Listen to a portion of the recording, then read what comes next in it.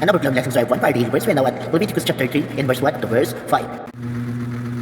The Lord said, "When you offer sacrifices to us my blessing, you may offer either a bull or a cow, but there must be nothing wrong with the animals. Lead it to the entrance of the sacred tent, lay your hand on its head, and have it killed there. A priest from Aaron's family will splatter its blood against the four sides of the altar. Offer all of the fat on the animal's inside, as well as the lower part of the liver, and the two kidneys with their fat.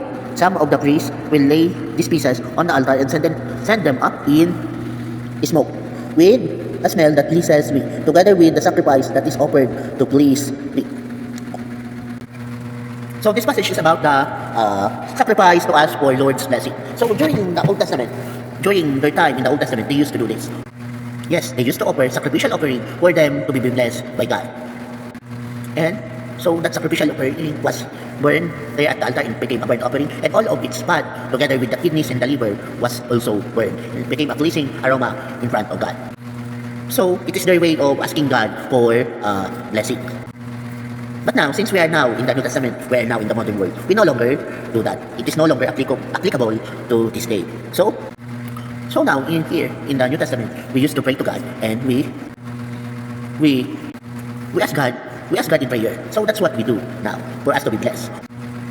However, we also still practice the offering, but not burnt offering. We practice monetary offering, right?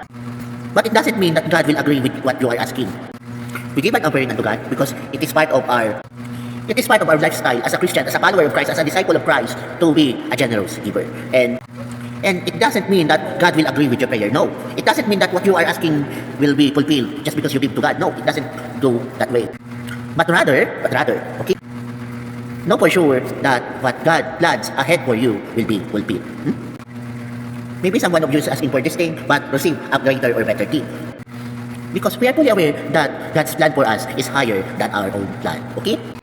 We ask God to bless us, but we never dictate God what we want.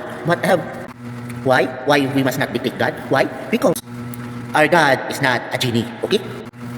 He is God. He is an all-knowing God. He is fully aware of your capabilities. He is fully aware of your skills. He is fully aware of what you must do.